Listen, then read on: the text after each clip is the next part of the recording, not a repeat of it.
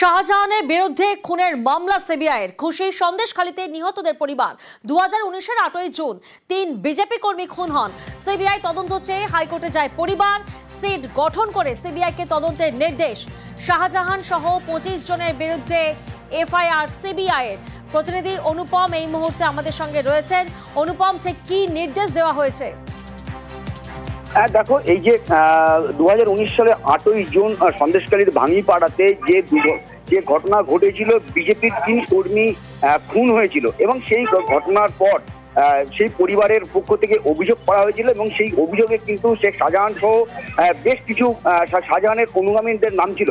কিন্তু সিআইডি এই ঘটনার তদন্তে নামে এবং তারপরে শেখ শাহজাহান সহ মোট 28 জনের নাম বাদ চলে যায়। এরপর এই যে ভাঙিপাড়ার যেসব বিজেপি কর্মী, তারা কিন্তু সিবিআই এর তদন্তের নির্দেশ জানিয়ে কিন্তু হাইকোর্টে কিন্তু আবেদন করে এবং হাইকোর্ট গত 30 তারিখে কিন্তু নির্দেশ দিয়েছিল যে সিবিআই তদন্ত শুরু করবে। সেই অনুযায়ী কিন্তু সিবিআই তদন্ত শুরু করেছে এবং শেখ শাহজাহানের নামে 2টি মামলা রিজু করেছে এবং শেখ শাহজাহান সহ মোট 25 জনের নাম কিন্তু তারা কিন্তু আবার সিবিআই কিন্তু তদন্ত শুরু করেছে এবং তাদের লিস্টে কিন্তু নাম আছে এবং এই যে ঘটনা, এই ঘটনার পরিপ্রেক্ষিতে কিন্তু ভাঙিপাড়ায় কিন্তু রীতিমতো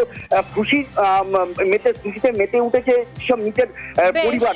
তার কারণ তারা মনে করছে যে এবার হয়তো তাদের নিজের পরিবারগুলো তারা কিন্তু উপযুক্ত যারা দোষী তারা শাস্তি পাবে বলে কিন্তু তারা মনে করছে।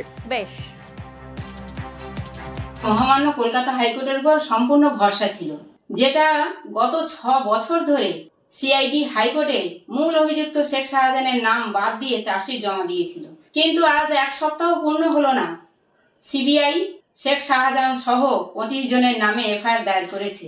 তাই আমি সিবিআইয়ের এই পদক্ষেপকে সাধুবাদ জানাই এবং আমি সিবিআইয়ের কাছে অনুরোধ করব যত তাড়াতাড়ি সম্ভব এই কেসের তদন্ত শেষ করবে এবং মহামান্য হাইকোর্ট সমস্ত সাক্ষ্য প্রমাণের ভিত্তিতে যেন এই মূল অভিযুক্তদের ফাঁসি দেয়।